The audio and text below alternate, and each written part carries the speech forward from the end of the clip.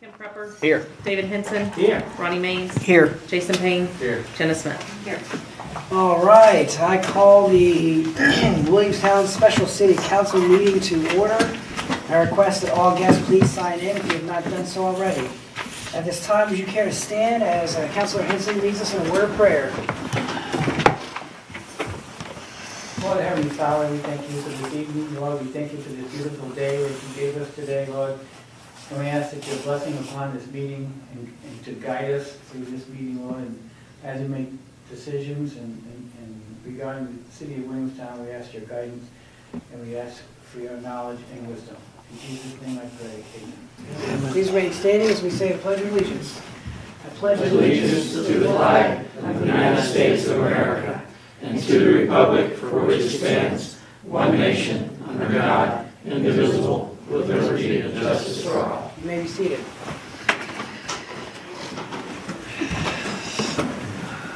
It is a fine, beautiful sunny day. Right. First item of business, Marina update for insurance claim and proceedings. So, is this the insurance claim? Or?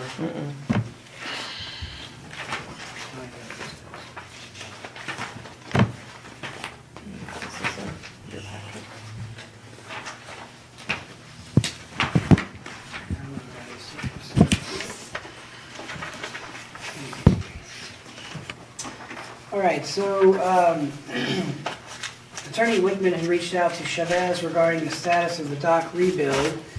And it is my understanding that according to Attorney Wickman, Chavez had already begun work on the dock rebuild, is that correct? Yes, sir. He got it tore down.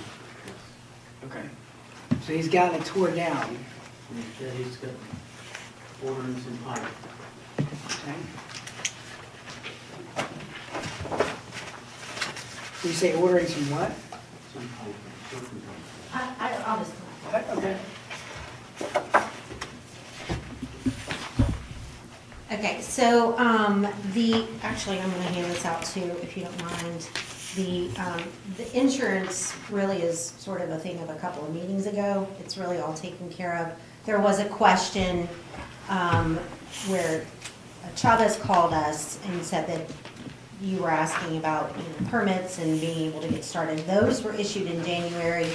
They were sent to the city, to the mayor, to Laura, and to Alex. Of course, Laura and Alex are no longer here.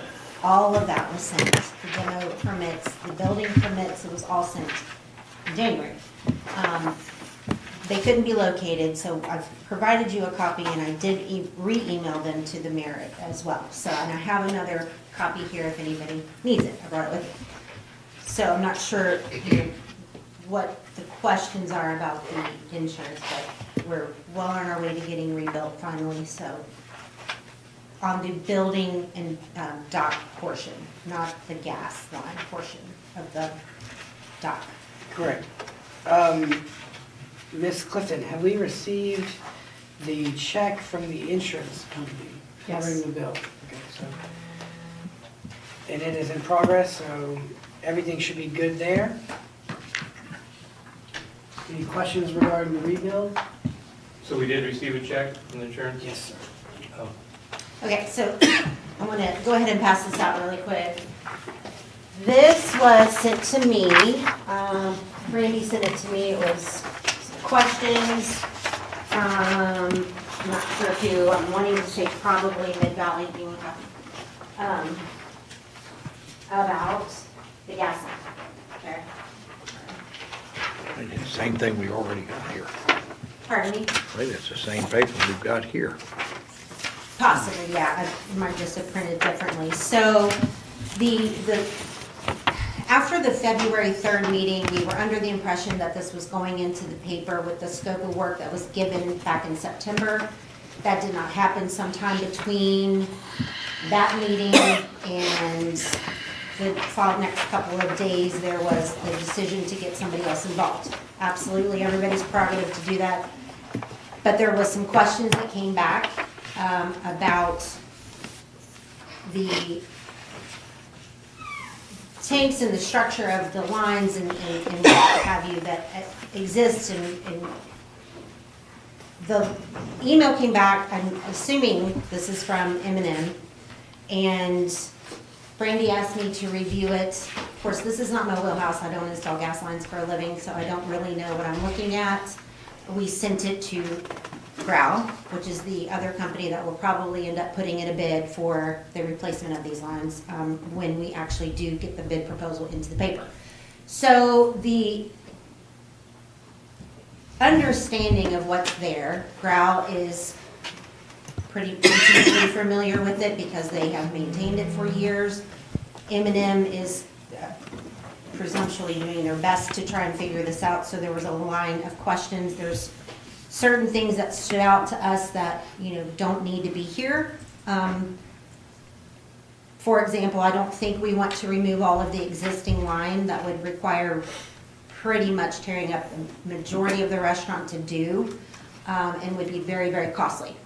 What we're suggesting is if this is what needs to go into the paper to get it, proposals to coming in, we would need to possibly suggest that anyone who wants to put in a bid proposal can come and meet us for a pre-bid proposal meeting. So they can actually get in and see things like the STP motors in the tanks are actually already there. So they don't need to bid them, which is what's on line 10.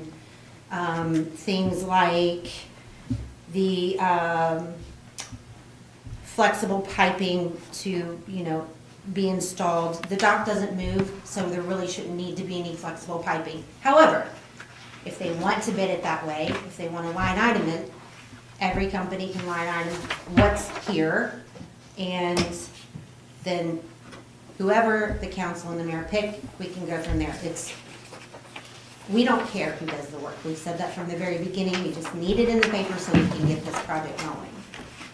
And we're absolutely happy to meet anybody who wants to come down there and inspect the tanks and look at the dock itself and act so they know what they're bidding without wasting any more time or anybody's resources and energy. If that is something that they can do within the bid proposal time frame of the 2 weeks. Yes, ma'am. So Growl has already put in Well, a bid? They did in the sense of their scope of work and this M&M and Mid-Valley is vastly different. And I do think that comes down to just because of who's familiar with the site and who isn't. That being said, absolutely happy to meet them so that everybody's on the same page and it's a fair bid between the two companies. If Growl says, hey, I'm not going to bid removal of the pipe because it doesn't need to happen, then, and Mid-Valley wants to, then that's that is placed on them and not us. So we need 2 bids. You don't, I don't know, I'm just saying, these are the two people involved at this point. Mid-Valley got pulled in kind of along the lines a couple of different times, but it's just that they're not, I don't think they're familiar with the site enough to understand what we're doing. And the Growl's bid that's there it's not even good because there is a couple of, well, the whole process is a little different than what they did. So they'll have to resubmit another bid. One of the things that were brought to my attention with M&M was that the state would have to determine whether or not the rebuild for the pipes the fuel line could be from the junction box to the pump house, or if it would have to be from the tank to the pump house. That was in question, and that was something that M&M had stated that they would have to get the state to come in and make that determination. So we've met with the state, I think we've mentioned this a couple of times, and they already stated from where, in the previous scope of work that came from Grout, it states in there where it's viable from, and that they were there on site when we started this whole process of determining what is the least expensive, most cost-effective way to get this taken care of without ripping up the whole site and costing $250,000. So they've been there. They already have decided that. It has to come from the tanks. It cannot come from the junction box. That pipe that's currently there is no good. So it will come from the tanks, and what I think some of M&M's bids, they don't understand how the pipe's gonna run now. It's not gonna run underground. It's gonna run on the face of the shore wall. So I feel like what she is saying is, if they can come and meet us, it'll be a fair, everyone will know up front. This is how we're gonna, and the fire marshal was there when we went through all this, and he approved it. I mean, verbally, of course, but so, that would be, you know, how she's saying it. Sounds like it's really only gonna be two people bidding, M&M and Growl. We can all meet and make it right. And so we have to put this, it has to be put in the paper though, right? Yes, you do. The scope of work that needs to be bid, yeah. Which, we've had the scope of work, and the schematics and the drawings and everything on how it was going to be laid out in this is different from that, but again, it's just not being familiar, I think, with the site itself. So I don't really know how that needs to be worded or worked up to be put into a newspaper ad, but that's where we'd like to be, to get at least a ballpark figure as to what this is gonna cost. Yes, sir. So is that all we're waiting on, is to put it in the paper? That's it? That's all we gotta do? I think. We don't know. We thought that the last time we were here, so that is what we're hoping. Yes, and I will state for the record that during the course of that conversation, I turned to Ms. Alex Cummins and said, are we able to do that as of tomorrow? And she said, yes, we have everything we need. And then the following day when I said, hey, where are we on that? She said, well, I need the information. And I said, well, I asked you last night if we were ready to do that. And she said, you said yes, and now you're saying no. I said, we need to get that information. She said she was going to reach out to both of you, and that is Sure. sort So of- the meeting was on February 3rd. February 4th, I spoke with Brandy, got her the information. February 5th, Alex asked me for the information. I resent it to her. This all via email. I'm not asking you to crack in anybody's email, but I sent it to 2 different people back to back. So everybody had it. I don't know where it sort of fell apart after that, but I don't want people thinking that I don't do what's required of me. So it was sent. Can you get a copy to the Grant County News right here and just kind of, we just need to expedite this. Just- Of the Copy. scope of work? Yes. Sure. Put it in the classified. Thank you. Thank you. So when will the bids go out? hopefully by the end of this week now. End of this week? Yeah. If it's advertised in the paper, it'll be 2 weeks from now. Well, when will they go out? We'll submit that before the end of the week is what I was saying. It'll go in the paper Thursday, wouldn't it? No, that paper's 2 weeks behind all the time. Yeah. Oh, yeah, yeah, yeah.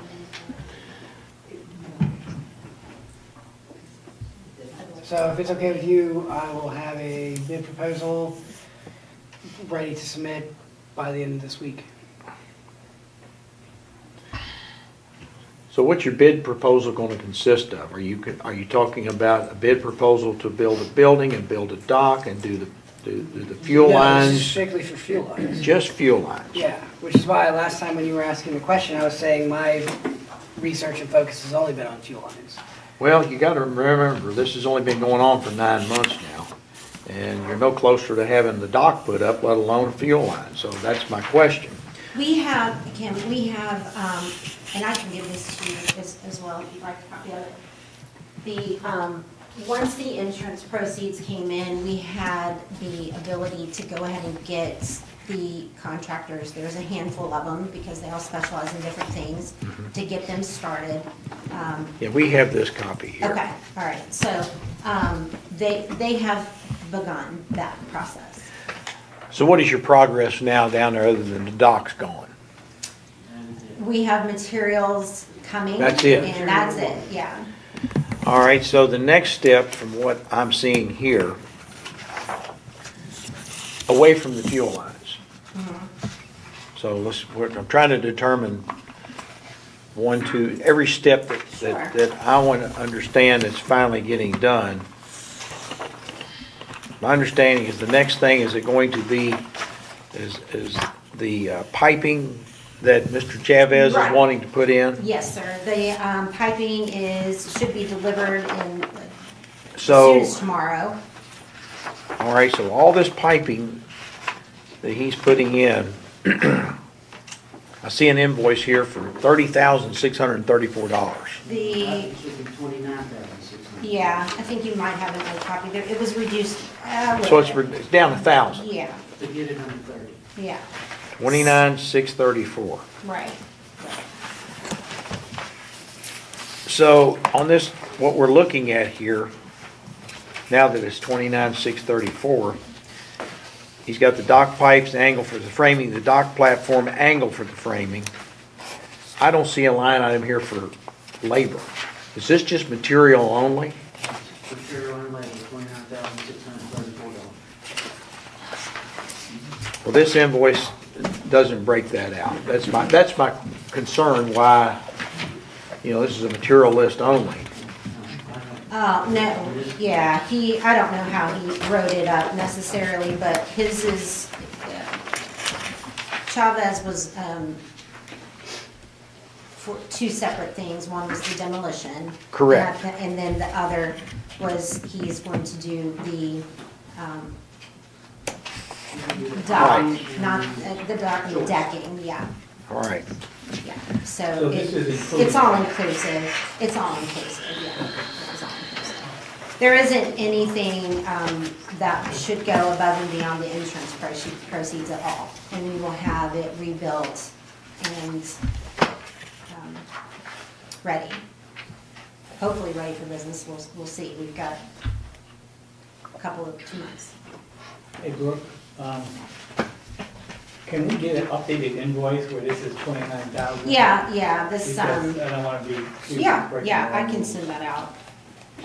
And then my other question would be on the bid for the fuel line. That's gonna go in the paper. So my suggestion is to set a bid. I think it's a good idea that they meet you down there, right, to walk through. That's always important. Sure. But I'm not sure I think you should make sure the bid is the way you want it to read. Because if we start getting bids, whether we need, you gave one example of the piping. Right, Yeah. right. Do we need it, do we don't need it? Well, I figured that we did because that's what it said in the bid. Now it doesn't. So I just think whatever that bid is, that's what it should be. So Sure, I mean, we can take some of this stuff out if that's the case. Only if I it just would thought help to be you. fair, Yeah. because it was my understanding that I don't know what the difference is between Grout and Mid-Valley. An engineer was going to be involved, and if this person, I'm not an engineer, but if they think that, hey, there needs to be all of these things, to be fair, I was just gonna say, okay, then leave it in. But line item it, and each person can then decide, okay, well, if you're gonna do that, engineer says it's required, maybe it is, maybe it isn't, I don't know that, but if it's, at least we know what the cost that it's gonna be. at what point would you get an engineer involved to make that decision? I don't know, I have no I idea. just assumed whoever wrote this up was an engineer. All right, but, well, I guess I'm trying to get to if the engineer says we need it, then we need it, right? If Right, they said that we don't need it, then we don't need it. right, Do right. we know that answer? I No, I don't personally know it, no. Not until we meet with them individually, so they can look at the scope of work and see. Do you feel as if each person that meets with you, each company that meets with you, would have a different opinion on that? Well, I know Grouse gonna have a different opinion on the flexible pipe, our dock doesn't move. Now, like Ruby's, when he had his pump out there, his dock floated, so he needed flexible pipe. Ours is a stationary dock. I'm talking about regarding whether or not an engineer is needed. And I think Grouse and M&M are both qualified to do this, engineer or not. The engineer's not gonna be needed. Their company does this for a living, so they'll go by what they said. So short answer is, I don't think M&M or Grau Or the GRAU, so I'll call it. will request an engineer. Okay, I may be confused here. The original bid, was an engineer involved in that? Are you talking about the dock? The fuel line? Oh, sorry. The owner of Grout, who I'm assuming is an He engineer. put the bid together? He put the bid together, the original. Okay, and that's the one we're going by? No. Now that this other one came in and this is what we were gonna put in the paper. That's without 1, 6, and 10. We're always without those 3 items. M&M has those items included. Okay. My question is, the bid that we put in the paper, that should be the bid that they use, that should be the document they use for the bid. Right, and I agree with you, I think I know what you're saying. There is a difference, clearly, there's a difference of opinion between what the two companies believe that need to be bid. I don't think it comes down to an engineering degree at all, I think it just comes down to knowledge of the site. Okay, so that's why we thought, okay, let's just go meet them on site, we can talk about it on site. Things like, just for example, in number 10, installing of new STP motors at the tank, they would then know that they're already there. So you don't need to, you could skip over your line item of number 10, which, put it in the paper, that's totally fine to. So that's why you recommend the line item? Right, correct, Okay. I yeah, think that makes sense. yeah, just to,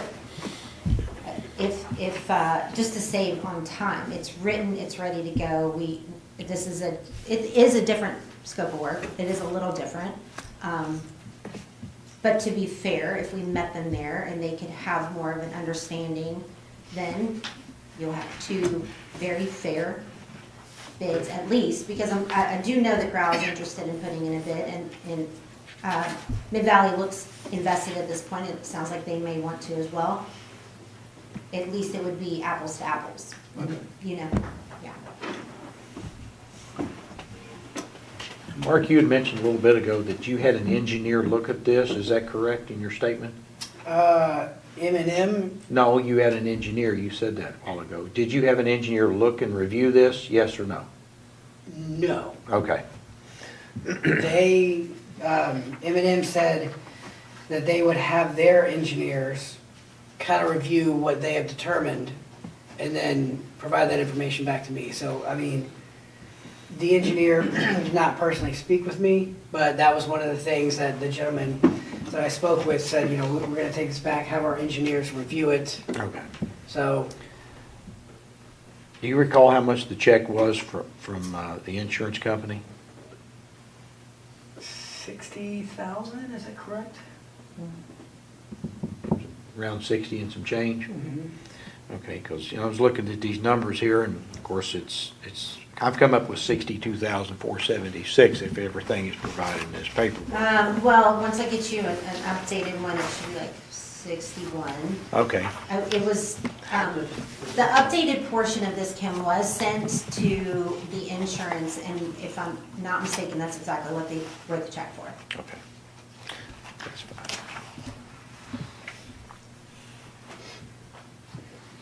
fine. Have you talked to M&M about this? Because they're the one, okay, I didn't know if you said, hey, look, we had We someone else offered, look at and it. we The meeting was set up for the 11th, to my knowledge, of February, and we did offer, but we were, I don't want to say not invited because that sounds rude, but we were needed, I suppose, at that time. Okay. I'm just curious if you just said, hey, someone else gave us a bid and items 1, 6, and 10 were not included in their bid, can you resubmit your bid? I mean, I know that's not how the bidding process has to go through the city, but it sounds like they included some extra items. Right. Not being on site, not aware of what's existing already, so, yeah, if it can save some money and it can still get you by, I would say have those folks do it, grow, if they're already familiar with everything, but I guess. I know- Definitely, I think we could take out 1, 6, and 10, and then it be one of those things that if they wanted to elect to meet on site to take a deep dive and inspect the current, not just site, but equipment, we would make ourselves available for that. Yeah, Yeah, and they might say, no, we're not gonna bid it without including those things, because we feel strongly true. that you need those, but, which again is why I think it should probably be line item anyway. Yeah. Well, if they included a POS system for the pump, we don't want that. It's illegal to even allow someone to come in there and use a credit card and pump the gas themselves on the lake. So we just want old school, pull the handle, press the button, pump it, go in, and we'll run our own POS system that we have, that they'll pay for the gas. So that's a big savings there too. You don't need a POS system attached to the pump. good to know. We can know that. And it's not, it's not that they said that it's mandatory or needed. They had asked me and the superintendent, Derek Collins, when we visited the site, and they said, what's the POS system like? And I was like, I don't know. He said, did they do it by cash or like card, or what was the method? And I said, I don't know, I could find out. And he said, no, like, don't worry about it. But like, here's our recommendation. You need to go with a POS system. So I said, oh, I mean, okay, Sure. that's a So- recommendation, but it's not necessarily Right. needed. I know that we had mentioned this before. There was the cost of a new pump, and it was going to be, or what we're calling POS system, okay? $12,000. We had said previously, we just need something that pumps gas. What we typically do is we'll pump the gas, we read the gallons, it tells you exactly how much 5 gallons is times the price per gallon. We go onto our own POS and we take cash or card. It gives us the capability to shut down the pumps at night and lock them so that there's no mishaps or spills into the lake. Multiple reasons to lock it up at night. So it's very rudimentary, but it works. Just a very outdated, probably retired pump that somebody has. It doesn't need to be something fancy that you go and ask you if you want a car wash. It's not like that, so.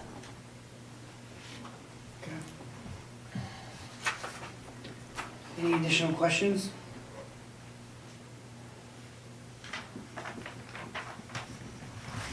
I guess if you're gonna put the ad in the paper, it would be like, you can put mine or Brooks' contact information with it, so they can call to set up a meeting, to be fair, and get them to look at the site with people there that's kind of knowledgeable. Like I would have liked to have been at that. Yeah, I'm thinking that should be mandatory. I mean, I could have answered the question. Yeah, you or Brooke? Doesn't matter, if it gets over her, she'll talk to me, and we'll go down there, and I'll meet him. Take me. And you can put my phone number there too, it makes no difference to me. So for this to come out in next week's paper, what's the cutoff date to get it in next week's paper? I will find out tomorrow because it goes through the classifieds department in Owensboro. So I will find out and let you all know tomorrow. Let them know. So that way, if it gets in next week's paper, have it prepared to go in next week's paper. Don't wait till Friday, because it won't get in next week's paper. Friday, I think would be too late. No doubt. I'd say tomorrow's too late, more than likely. I thought you had to. My paper deadline is Sunday, but I think Janet's deadline or the classifieds is Thursday. But I will confirm it on. Thursday. Wednesday. Yeah, you should have it done Wednesday.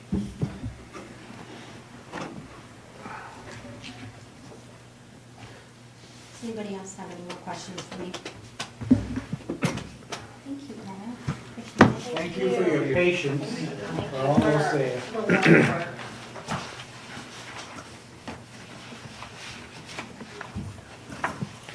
Your progress on, I do have one question, sorry. Now that we do have people working on site, they will eventually want paid. I'm not sure who the contact is for the bill submission. Okay, that was it. just keep us updated on the progress, how things are going. Always. Yes. I try my very best always to keep people updated. It looks 100% better already, just with the dock bill. Yeah, but you can't pump gas yet. No, we can't, not yet, no. Can't run a cash register on a pole.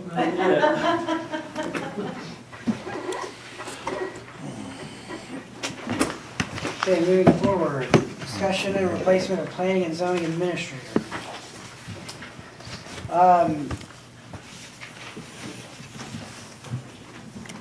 So the original plan that Laura and I had started discussing in mid-December was to potentially have me go part-time and get a city administrator.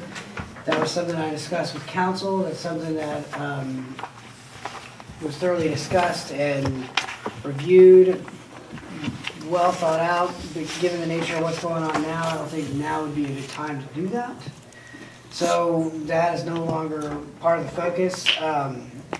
However, Ms. Laura McClanahan has retired, and in January, before she had retired, she had asked me, in replacing her as far as the planning and zoning administrator, was there anybody in-house, i.e. a city employee, that I believed would be interested in this position. I mentioned 2 different employees to her. She thought both employees were good.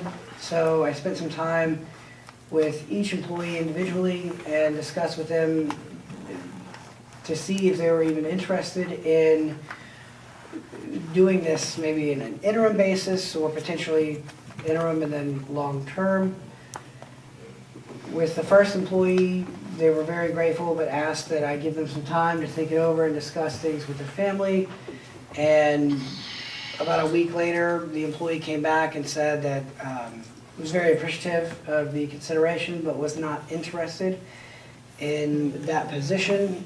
And so I had to respect that. And then I sat with another employee and discussed the same with this employee as well. Again, said employee was very grateful for the consideration of the opportunity, wanted time to reflect and review, wanted to review the scope of the job, so I provided information regarding the scope of the job, wanted to discuss it with family members, and inevitably came back and said not interested, which is discouraging because I think both would have been great candidates. And then I spoke with the city administrator for the city of Newport, and he had recommended a gentleman to me to speak with.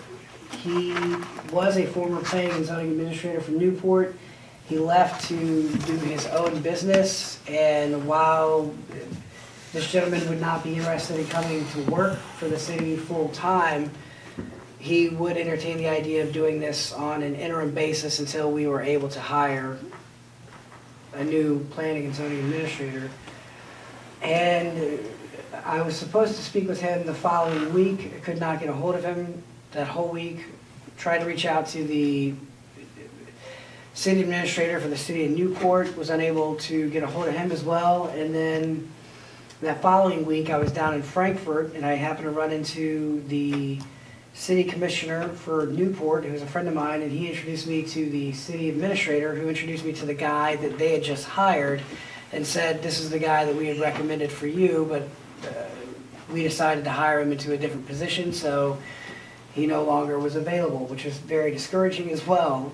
The Northern Kentucky ad, I sat down with the Northern Kentucky ad to discuss and potentially receive recommendations and review to assist with the process, and they have said that they would help by way of promoting the job opening, and I was appreciative of that.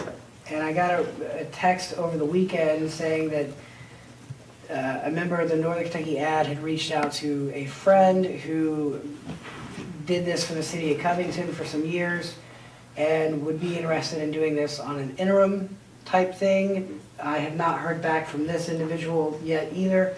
I was trying to give it till probably tomorrow before I reached out and asked the representative for the Northern Kentucky ad that reached out to me, but I was told that this gentleman would be reaching out to me, so I'm surprised that I've not heard from them yet. And then last week I met with someone who is currently studying architecture and engineering for a degree, and discussed the possibility of them being interested in an immediate interim position to provide the opportunity to get a little bit of work experience in that field. And I spoke with Miss Becky Ruhal, and she was very supportive of this idea as well. So we are trying to schedule a meeting with this person sometime later this week to hopefully have someone sit in as an acting interim until that we can get this position filled. Councilor Smith. So are people not gonna apply? Are we just hand picking? What's the sitch? Well, yes, people will apply, and this is a job that we will be putting out. But in the meantime, I'm trying to find an interim. Somebody immediately right now to assist and do what? I understand what that means, Yeah. Because I was under the impression that I would be able to sign off. And so I spoke with Becky and Colton Simpson and Judge Dills before Laura McClanahan had left, and discussed that anytime the city received a permit or an application for whatever the case may be, I would be able to sit down with Miss Becky Ruhal and review that with them potentially once, maybe twice a week, and then sign off. But it has brought to my attention that I cannot sign off, which is why I'm trying to find an interim person who has a solid understanding and knows the background of planning and zoning administration. There's no one else already on the city payroll that could do this or help out with this? So yes, there are several people who I could appoint to sign, but I would prefer somebody that has knowledge and background experience and has some understanding of what the job entails. So, didn't we just spend $4,000 at the Northern Kentucky Ad Association? What kind of leads have they generated for you? Very city administrator. So since I discussed that with them and canceled this, we're only going to pay them a few $100s for what they had started, but not the full scope of that, nor are they pursuing a city administrator job. Smith? Are they giving us our $4,000 back? I missed that. Yeah, they're only going to charge us a couple hundred. Oh, okay, good. Yeah, so because they had already started that process, they did put in some time, but I did speak with them, and they were very Sure. okay with it. They were very appreciative that I informed them earlier rather than later and allowed it to continue. Right. How many permits do you think are piling up Right now, if I had to guess, probably about 50. I'm sure we've got some angry citizens. Yep. Got a question for you. Yes, sir.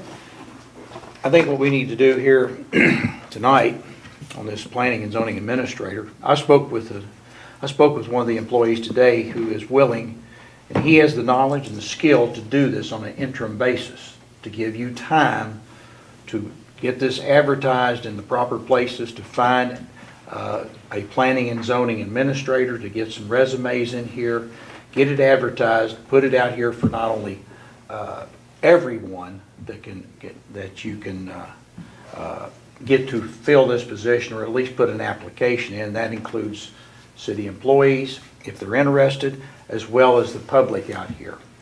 I spoke with Joe McComas today, and Joe said he is willing to be an interim planning and zoning administrator, and he has the knowledge and the skills to do this and start on this immediately, so that he can get things back in place as far as signing off on permits. He's well versed in planning and zoning, as well as a lot of the utilities that we have here.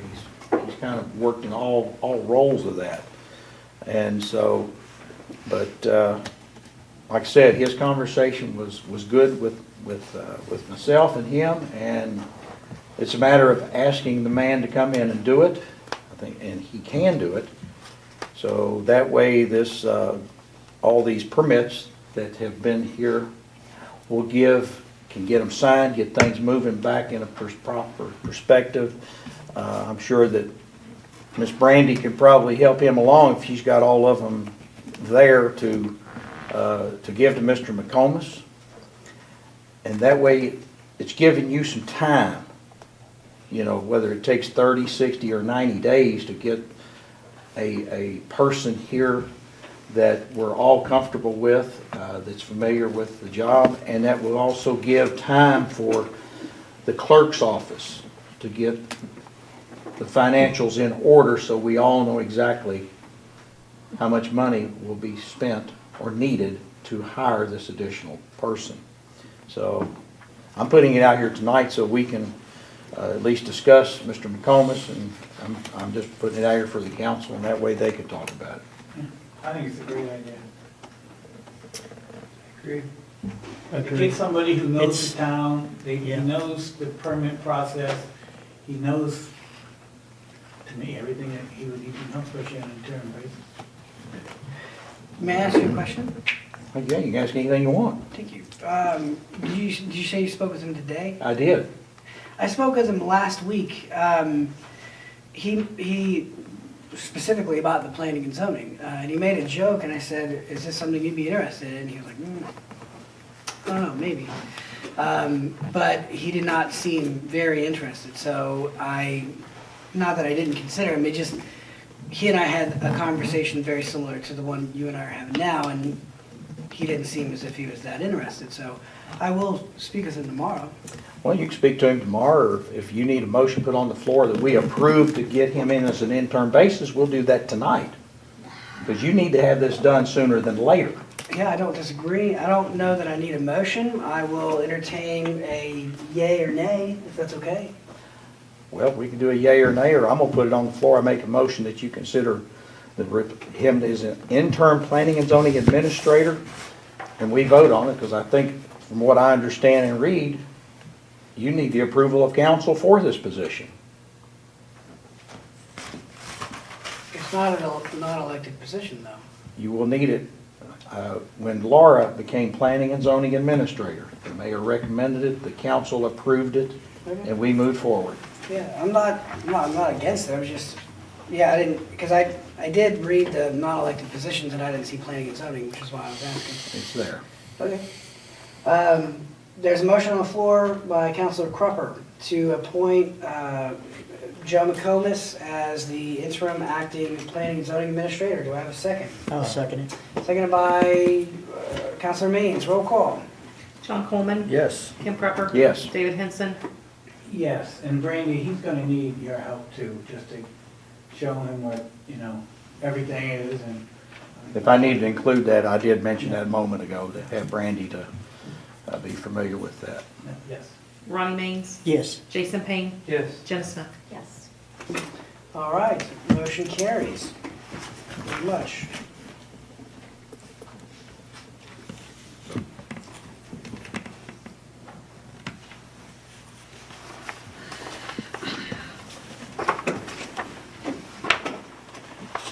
And by the way, 26 permits are still on the table and 3 nuisance reports. Yes, so I can't sign off on any of those. No, However, I have but nuisance Mr. questions. McComas can, Yeah. once he reviews it and follows the guidelines that he has to do. Yes. And that way, there again, you've got the opportunity to post the job, because always remember, the city is an equal opportunity employer. Yeah.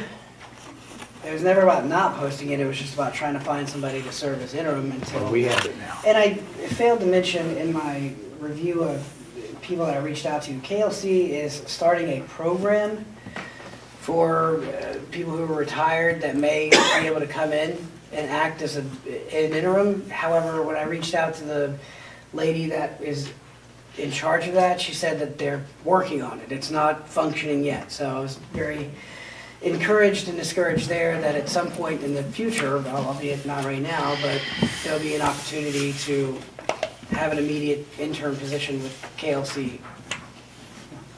All right, moving forward. City financial discussion, an update on hiring Vivian and Crystal. So regarding hiring Vivian and Crystal, we've submitted proper paperwork to the state per their retirement. We have guidelines that we have to follow there. Vivian is retired and Crystal retired from the city, so there's a very particular way on how the state views that. So Ms. Vivian Link came in last week and signed some paperwork, and then we submitted to the state. We inquired on how long that process takes for the state to either approve or deny. They said it could take 2, maybe 3 weeks before they get back with us. But as of today, I have not heard anything back. Miss Lisa, have you? Okay. So neither Vivian nor Crystal can really come in and bust butt, so to speak, on figuring out a few things until we hear back from the state. I know Miss Vivian Link is rather nervous about that because she doesn't want to do anything that jeopardizes her retirement or her Social Security or anything like that. So we understand that, we respect that, and we also understand that this is a temporary time that we would have them. I've discovered a couple different issues with the finances, and every time I go to inquire about one thing, I'm left confused about 6 other things. That'd be the state of the whole last week, would you agree? And so I reached out to the Kentucky State Police and spoke with them regarding the matter, and they've made a few recommendations to me. First, they said that while they understand my position to bring back Miss Vivian and Miss Crystal, they would like to see us go with an auditor to come in and just hit everything. And I did state that that was a discussion that City Council had discussed before, maybe just getting an auditor to come in and just assess everything overall. They made a couple different points regarding that, but they did say, and this is very very wise selling point, that if you were to have your auditor come in and start doing this, then you guys would be that much further ahead come audit season, because he would already be looking at things in the current 2024-2025 budget. I don't disagree with that. I do like the idea of having Maddox come in and start reviewing. I know that that was something that he and I had discussed before, but he kind of wants to go with whatever we all decide collectively. So I would entertain your guys' thoughts on that. Could he start immediately? I would have to reach out to him. I know that when we first spoke with him, we told him about the situation. We told him about the discussion that we were going to have, because at this point we hadn't had it yet, regarding potentially bringing Vivian and Crystal back. So he did say, well, let me know which way council wants to proceed, either way. So given the fact that we kind of collectively discussed potentially bringing Vivian and Crystal back first to kind of make sense of what they're looking at, and then provide that to Mr. Maddox, he was okay with that, but I'm sure that he could probably come in relatively quick. He's just at the mercy of whatever our recommendation is. So So, you took me back a little bit, you said you contacted the Kentucky State Police. I'm assuming it had something to do with the letter that Vivian wrote to us that we talked about last meeting, about some of the things that she would be looking for. And if I'm assuming wrong, please tell me. You are incorrect, I'm Well, sorry. let me finish my sentence. Yeah, I'm sorry. Nothing to do with Vivian, but some of the issues that were brought up, I thought the scope of the work would be, like, enter all ledger entries, enter all ledger entries for all accounts starting July 1st, reconcile checking and savings, verify accuracy of all fund transfers, verify all taxes submitted to federal and state starting July 1st, review current budget, and verify accuracy of all budgeted ordinances, and then training personnel. So I'm just wondering, are those some of the issues that you're concerned about? Would you care to provide that to me so I could? We were all given this. Yes, but I don't have it on me, so when you're specifically asking me.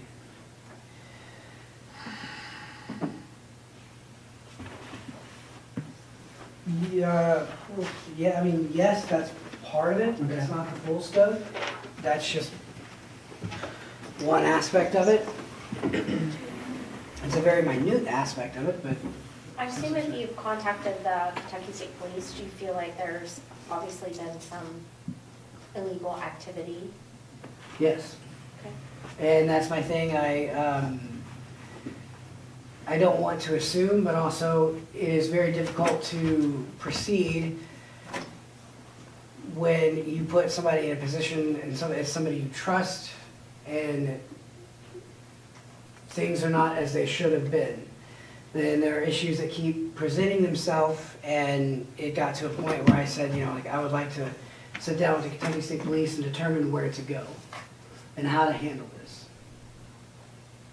And they said, what'd they say? Well, one would be External. to get an auditor. I mean, I just feel like that we need to do something like yesterday, Yes. and we don't know how bad it is, because, we just haven't been able to get the people in there to look. And I understand, certainly don't want to jeopardize Vivian's retirement or anything, and you need to get all that proper paperwork in place. Is Crystal in the same, I know she retired, but is she in the same situation with limited hours? I know she has a full-time job, so I don't think so. I didn't know how many hours she was willing to give. I would have to sit down and Right. speak with her. I know that she's assisted Miss Lisa Right. several times, but, gosh, So, I mean, if we feel like there's been illegal activity, then, we really probably don't need to wait 2 or 3 weeks until Vivian's paperwork is in order, which I know we're following the proper steps, and then after we get it in order, maybe we would know more of what was going on, and then maybe Vivian or Crystal could be in the situation of helping train going forward. I don't know, Not to mention the budget coming up. I'm just spitballing, so Yeah. I don't know how everybody else feels about it. Counselor Payne. Has everything been done to protect the city moving forward? All access is removed? Anything that this individual did to create any type of fraud? Has everything been looked at, all accounts, everything Password. to prevent any further damage? To my knowledge, yes. Like the bank, the checking accounts for the bank, don't they need minutes or something of saying that we authorize the past clerk to be taken off the account? Has that been done? I don't think that they need minutes for that, but I've submitted that, yes. Is Christie still here? Would you know?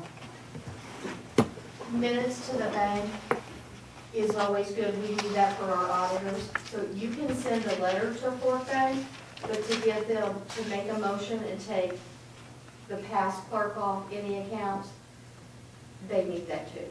They need the minutes? Usually, to any association, we get minutes. So you approve someone to go on, you can do a letter from yourself. Yeah. But the minutes to take her, remove her from all accounts is good for their auditor too. So yes, Because we I've always submitted- ask for that. I've submitted a letter, and I was under the impression that the minutes were needed if we were authorizing somebody Yeah. to sign, not be removed, because You need it for removal and to add. Yeah. that's good to know. Okay. Mayor, I have a couple more questions. Can I take Yep, that number real yep, quick? yep. Sorry. I want to hear what you have to say, I just want to write that down.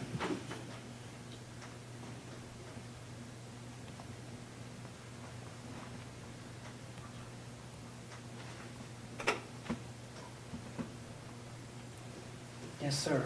When it comes to payroll, can you walk us through who approves payroll, who approves overtime, who approves the superintendent's payroll, and how does that all, how are those checks and balances put together? So typically, that would fall on the clerk and the assistant clerk. Because that's something that Vivian and Crystal did. What about their payroll? Like who approves Like who approves their payroll? Alex or whoever's in charge? Is that I right? reckon that would Yeah. be me. I mean, I've never, ever worked anywhere, and I've worked in some very large corporations where I'm able to approve my own payroll for myself. Yeah. So who approves, like, the clerk's payroll? I would assume me.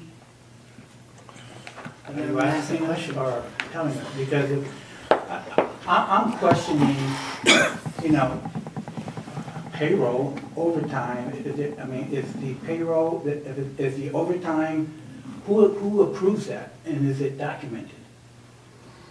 Yes, it should be documented.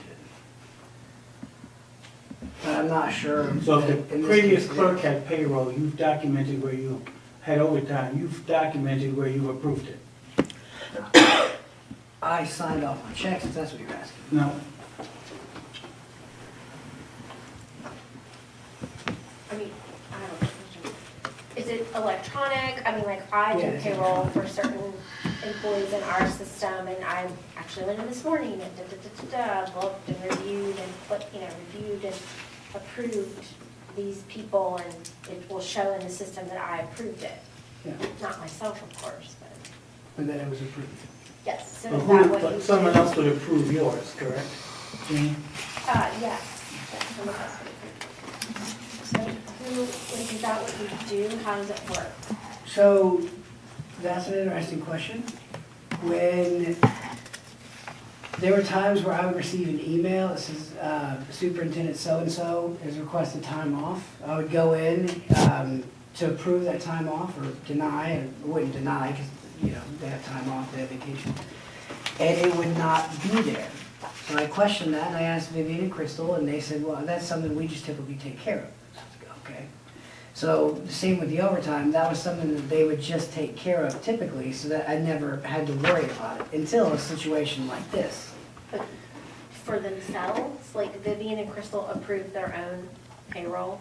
I think that's what you're asking. Yeah, I. Yes, and all I'm saying is like, there's never been a situation like this before where I've had to deal with this. So this is new for me because typically, My guess is formatics would advise against that. however, I do believe that there are a lot of things that need to be changed. I think there's a lot of things here that have been very lax for a very long time. And that's something I've tried very hard to do, but I feel like it is very difficult to accomplish. And then this is just proof right here that this is something that is serious. Yes, it is very serious. Because there was a question that was brought to my attention earlier today by the Kansas City Police, and he asked, it was very similar, who approves the superintendent's overtime?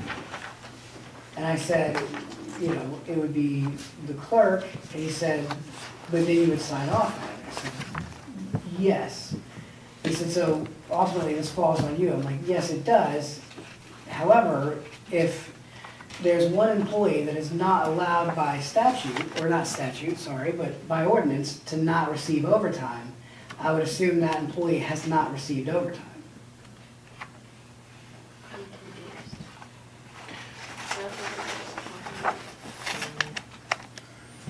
Employees receiving overtime. Based on that, what titles, we'll talk titles, are approved to have overtime, and which ones are approved to have comp time? I believe the fire department, the fire chief is the only one that is not allowed to have overtime. Fire chief is not allowed, yet he had a lot of overtime. And I see that, yes.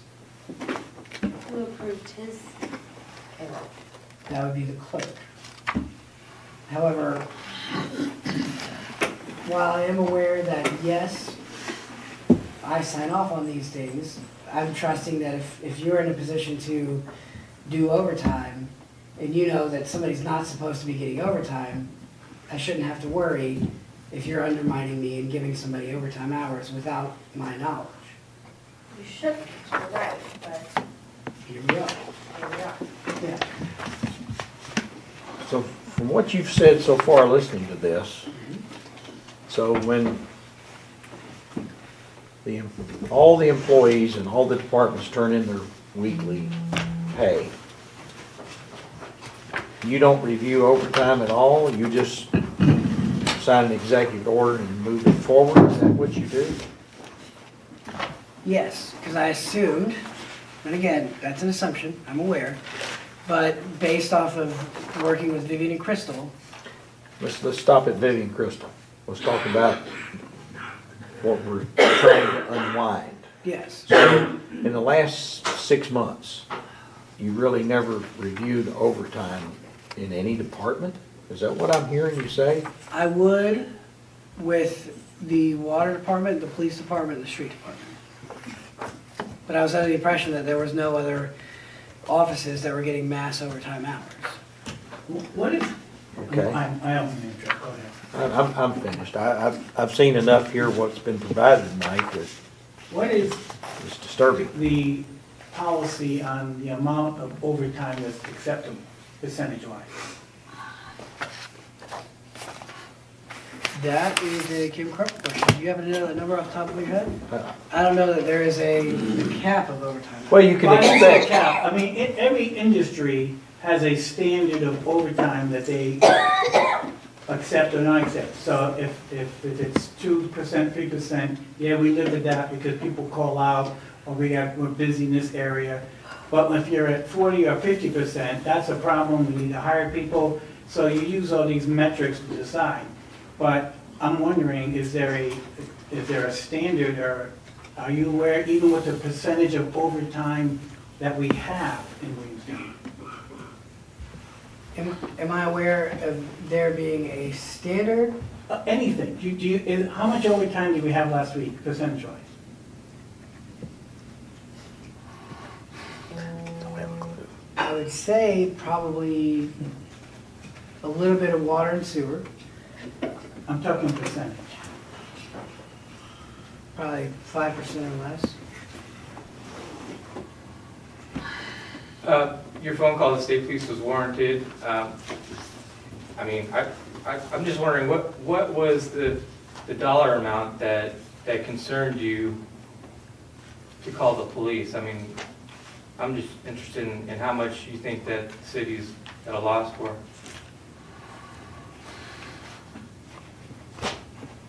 I don't know that it was necessarily a specific dollar amount. I know Friday, I was reviewing some financial records and some things weren't adding up, and I sat down and started doing the math, and I'm like, okay, like, hang on a second. This is something that, for the second time, I've needed to step back and go, okay, like, I don't want to continue without speaking with the Kentucky State Police. So that's when I reached out to Kentucky State Police, spoke with them on Friday, and then had a meeting with them today. So you're having a meeting with them about the financial status of what you have in the departments, what you're trying to say here. Was that what I'm trying to circle around here with that. Is that what you're saying? No, the amount of overtime. Okay. Now, getting back to your overtime. Now, you asked a question a while ago, and for years and years, you can expect a percentage of overtime. It should be figured in your budget, as we all know. You're going to have outages, whether it's electric, water, sewer, utilities. Let's just say that. Up until your watch, you being here in your 2 years here, that prior to that, the only time you would have had overtime, and we'll just talk about it in our clerk's office, or just in the city building itself, excluding police. Police will have overtime, so I don't want to call them a utility, but they're in that time frame of overtime. The only time you would have ever had in the past overtime in the clerk's office is if a clerk is at a council meeting. Or if, we'll use Laura as the example, she had a Board of Adjustments meeting, or you're at a council meeting. That would have been it, and that would have been a very small amount. So, you should have, early on, if you've seen, you're provided with a record that you sign off in an executive order to pay your payroll. If you started seeing excessive amount of overtime in your clerk's office, an alarm should have been going off for you personally. That you wouldn't have had to call 911 and say, oh my God, because what you've provided here tonight is very, very I don't even know lengthy. where that came from. Huh? I didn't provide it. I don't even know what it is or Well, where it came from. it's very lengthy. So my point is that overtime, from what you're discussing here now, is mostly it was unnecessary. Is that fair to say? It is very fair to say. Okay. I will say, overtime has been a position of yours for quite some time, and I 100% will not disagree with you on that. Overtime should be a concern for everybody in the room. Yes, in general, not regarding all this, just in general, That's correct. overtime completely. As I pointed out to you earlier, you will have overtime when there's a water main break, an electrical outage. Your street department, if they're out after hours cleaning the streets. Or festivals, which is a big frustration to me, because there's a lot of overtime hours spent at festivals. Well, you created one. One. Yes, well, you've created a number of them. You've had a bubble blowing contest, you have some time on that, you got your marigold day, There's no you've got a overtime. number of things. But that's beside the point. The most important part is what your subject matter is here. That's not beside the point. That overtime eats a lot of time up. Yeah, too little, too late now. Moving forward, as we pointed out in our last council meeting, it's called goals and objectives. What are you planning on doing on goals and objectives? I even asked that question. Put me together a time frame on your goals and objectives of where you want to be on your overtime. It's a matter of drawing it back in and being more efficient. Yes, which you've asked me to provide for you on the 18th. Yes, I did. And I hope to see that. Yes, sir. So, And I have more to the discussion of a plan as well, but we're in the question section, so. go ahead. Yeah. Additional questions? So,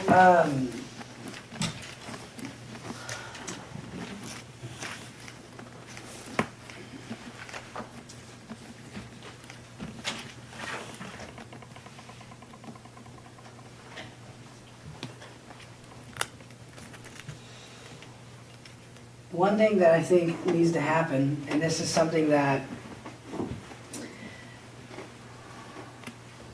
I feel like I've been trying to figure out for quite some time. However, I think the Kentucky State Police did a very good job at articulating it, would be to create a system of spending that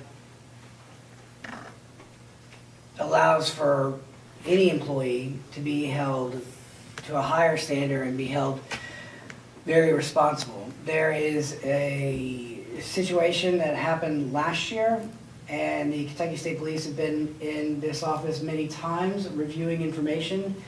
And one of the things that was made known to me just last year was that before anybody, it could be anybody, they purchase a pen, a piece of paper, a notepad, Post-it notes, whatever. There's a whole list of requirements they have to go through before they're allowed to make that purchase. I like that system. I think that is a system that needs to be in place. That's something that we don't have, and I think that has caused a lot of issues that I continue to discover and find. But I think there needs to be something put in place to prevent these issues from continuing to happen.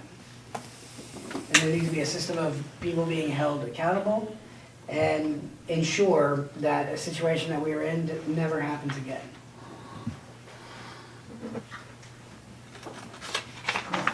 Sorry.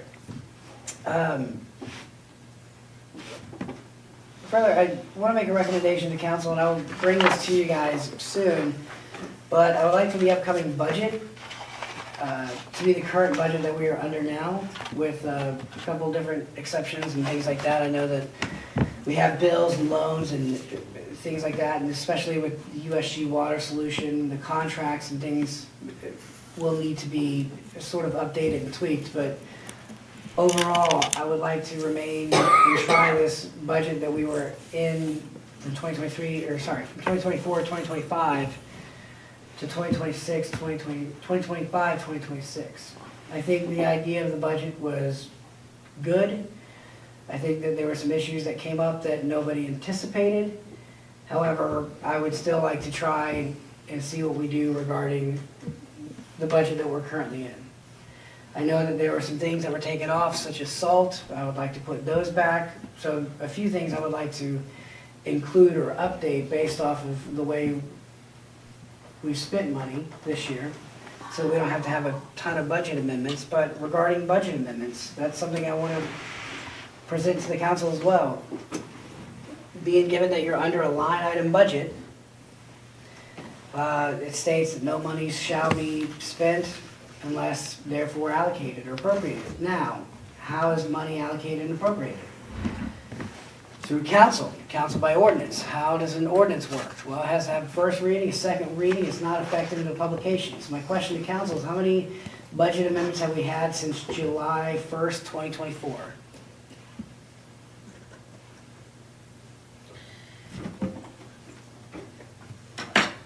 Not that many. I think It's like 4, I think. yeah. Let's go with 4. When are they effective? Budget amendment, you have to have a first reading, a second reading, and it's not effective until? After we vote on it? Nope, it's not effective until publication. Second reading is when you vote, but it's not effective until publication. And Superintendent Hollins reached out to me regarding the salt and was curious as when the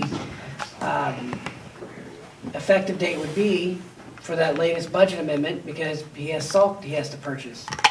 And Ms. Brandy and I were sitting down reviewing a couple things, and she asked a question. I said, well, just contact Janet McKee and ask her what the previous ones looked like. And when she got off the phone with Janet McKee, it was brought to my attention that there has been no budget amendments submitted to the Grant County News for the entirety of the 2024-2025 fiscal year budget.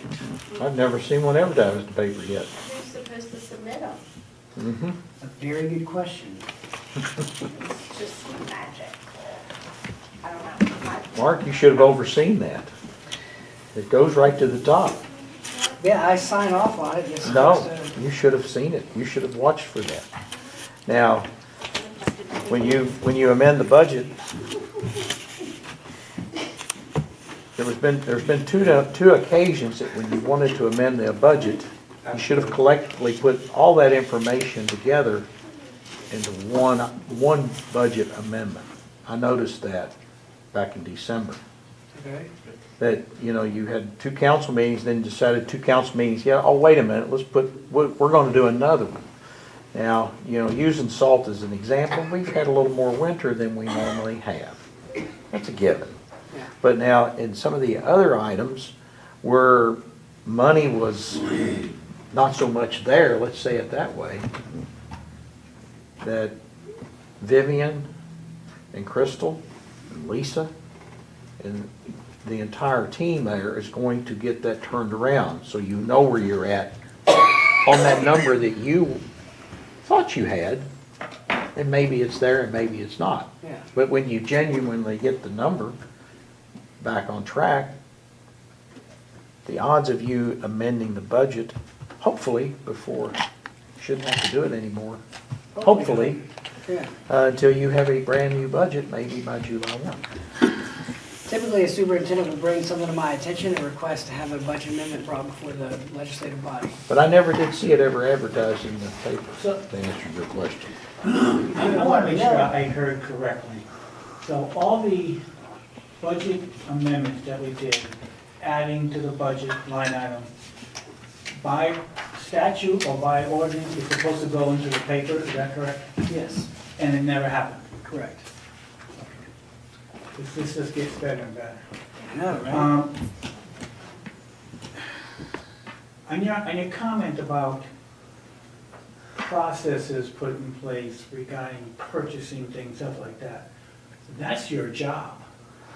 So, yes, there should be processes put in place when it comes to anything purchased. I mean, I guess I would assume that was in place already. So, if we need to take a look at that, or if you need to take a look at that, I guess you need to do that. And as far as the budget is concerned, which is coming around the corner, you know, I'm thinking we gotta start from scratch. We've gotta go through this budget line item by line item and find out where we can save from this past year.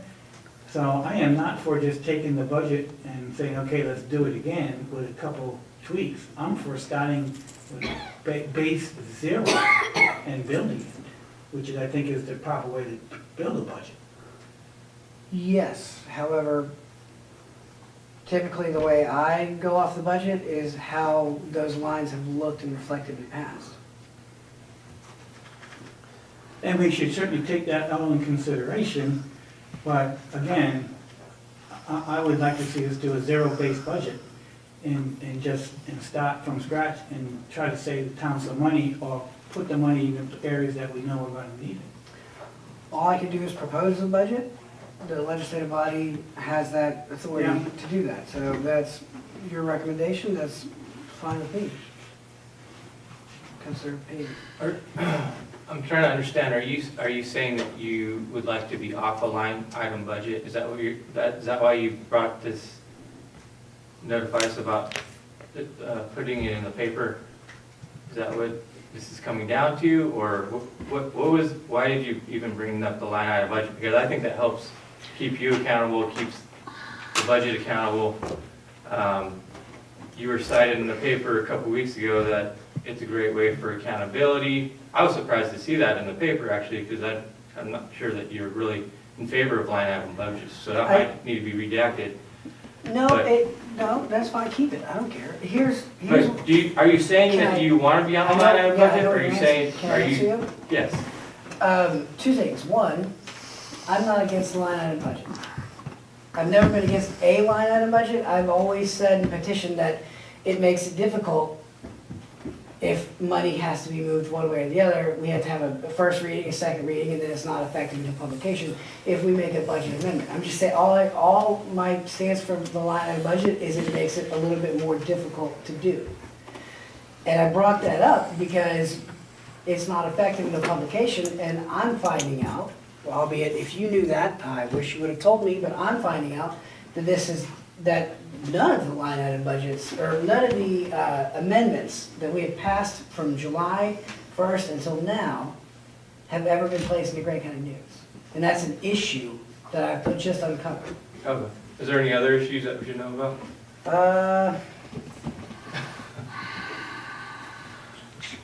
While you're thinking, I want to point out one thing. You was talking about your concern about the cost of advertising in the paper, which never happened. Circle back around of the amendment of the budget was done two times for the fire department.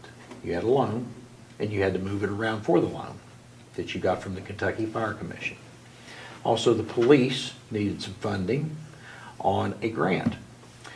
And then we moved it for the salt. So those are your four items that you move this around. So it's not so much a fact of the inconvenience of the line item budget, it's a matter of funding for the fire department and the police and one for salt. So salt, we've had more winter than we normally have. So the mismanagement or the severity of having a line item because it pinches you maybe, it's not so much as it sounds. One thing that too, when you're looking at this budget, that I know our clerks are looking at, Vivian and Crystal will be looking at. 2 meetings ago, it was brought to our attention that the fire department was wanting all of their people to be on hazardous on the pension side of it. You recall that? Mm-hmm. It was mentioned here there was only a 3% difference between hazardous and non-hazardous. I want you to go and look at that again, because that number is far larger than 3%. I think it's 15 or 16, is that correct? It's about 19% difference. Presently, you would be at 17% on non-hazardous. Hazardous is almost 39%. So while you're thinking and reviewing numbers, because that's a massive impact on your overhead. So be careful how you approach that with your fire department. You had a meeting with them 2 weeks ago, I guess, so you want to make sure, however that was presented, that the full understanding of the percentages are bigger than 3% that was presented. So I think that was just to discuss Todd Anderson. well, There's I think the impression was left here that it was quite a bit bigger than Mr. Anderson. Well, there were, But I wanted clarity on that. yeah, so there were several things that they brought to my attention, but I went in to discuss We'll, a chief. we'll keep that in mind, because that's a big financial overhead impact that would be on your general fund. Yeah, I think that's a council decision, not a mayor's decision, and I've said that from the beginning. But It's not my call to My make. point is, when they left here, I think the overall presentation was met, or the understanding was it was just a 3%, and I think it gave the distinct impression that hazardous would probably be on the table. So I think the clarity needs to be it's non-hazardous right now. And I just want to make sure, since you're talking about the budget and you're talking about the financial, that is important. Yes, however, I stand by it, that's a council's decision to make across the board. So And we will do if they got that. that impression or not, it didn't come from me, because that's a council's decision.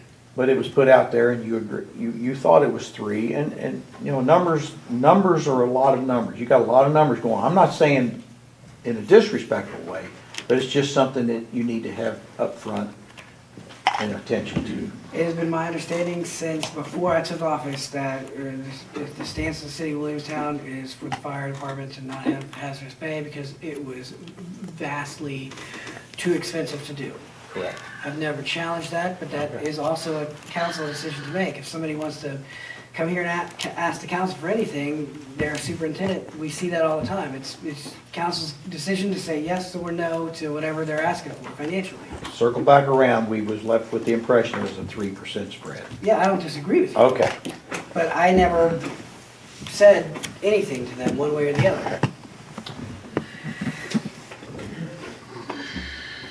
Mr. Whitman? Yes. I have a question that was brought up there a moment ago about this advertising. So if this council, or any council, has a first reading and a second reading, and the second reading is approved, it circles around the budget. So it doesn't go into effect right then and there on the approval of the second, or you must wait till after it's published in the paper? Statute requires it, says it's to be published. Okay, thank you. It is not effective without publication. Okay. Which is further a bigger issue. Can ask the question about the Council, publication? Do you have to publish it within so much time of it being voted on, or can these things be published now? Can we put them in the paper? That is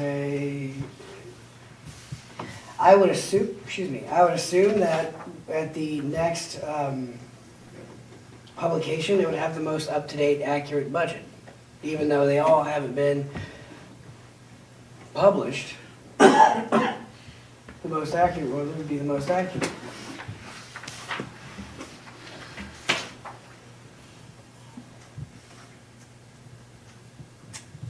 Yes, we got a lot to unpack over the next few weeks.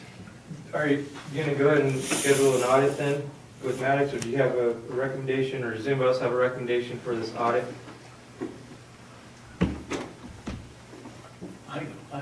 Like I said,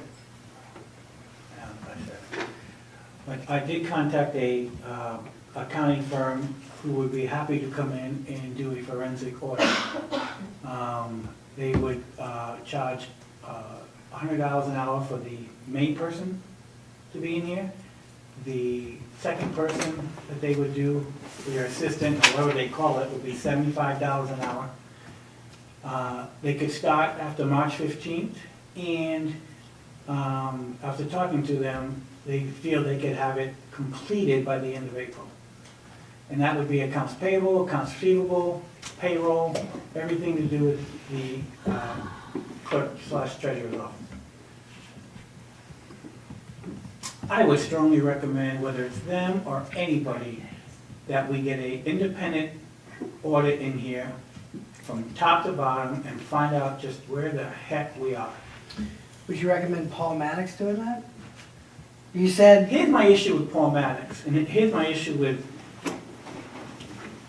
and I know it's a different fiscal year, that's the first person thing someone's gonna tell me, but I would like an independent, someone who has not had anything to do with the town, just someone who has no history, no pre-paradigm thoughts in their head as to what may or may happen because they see this. This is someone who comes out, digs into the facts, and just presents the facts.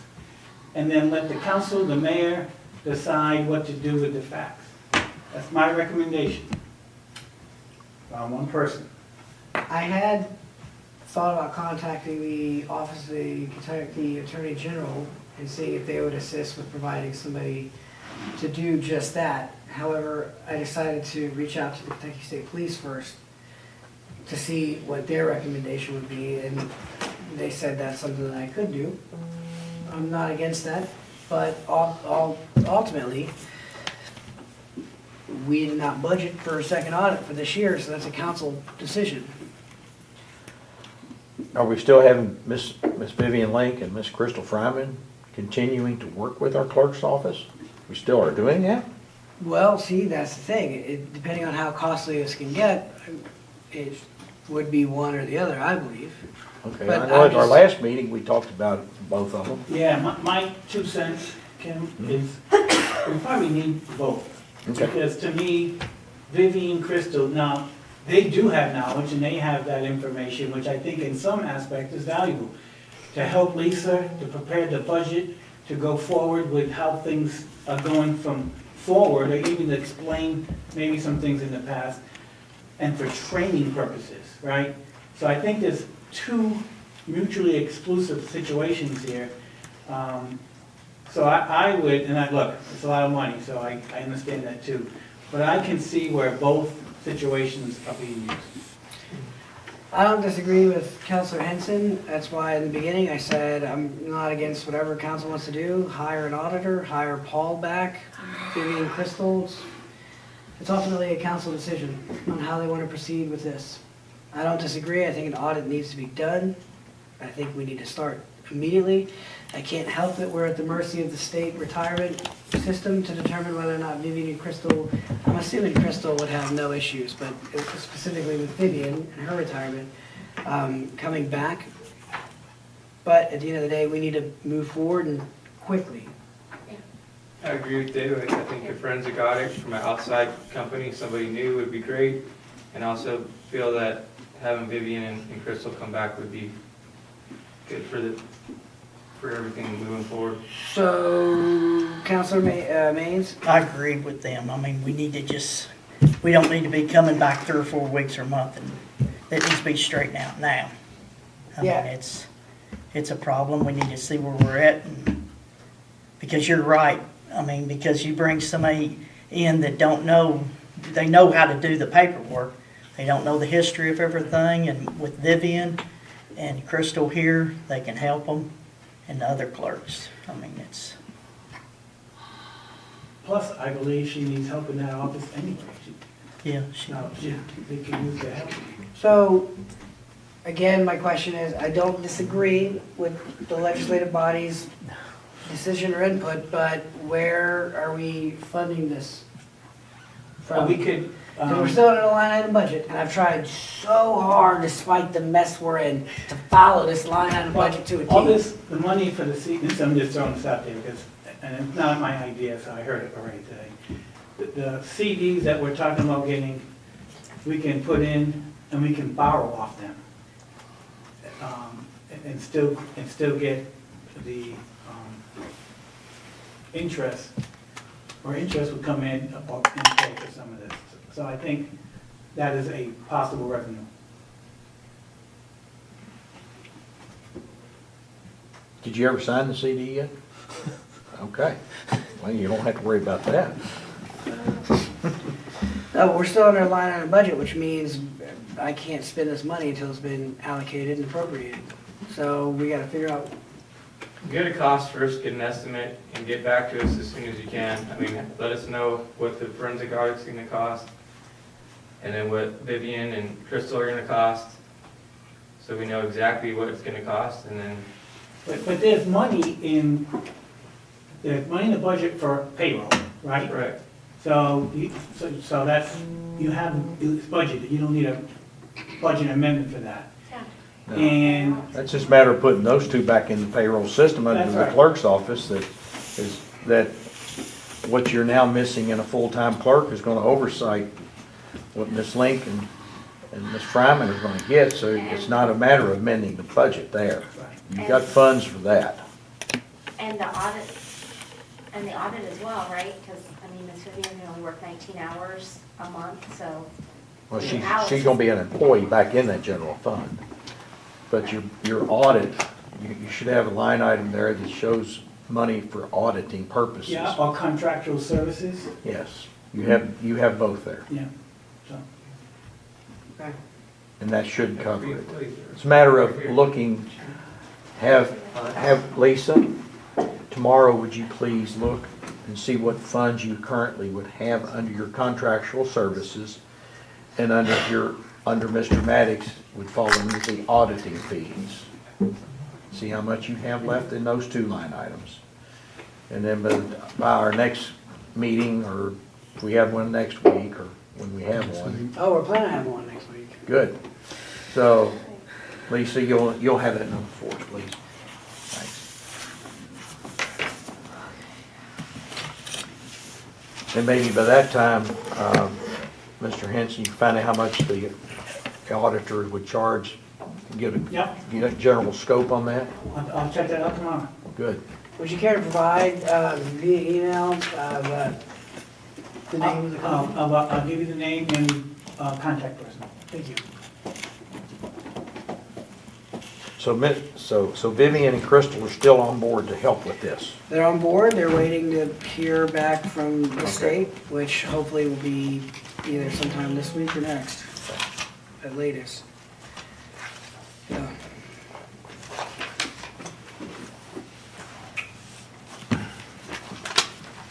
Anything else? Motion to adjourn. A motion to adjourn on the table, seconded by Councilor Payne, seconded by Councilor Hanson. Roll call, please. John Coleman. Yes. Ken Pepper. Yes. David Henson. Yes. Ronnie Maines. yes. Jason Payne. Yes. Dennis Cobb. Motion carries, meeting adjourned.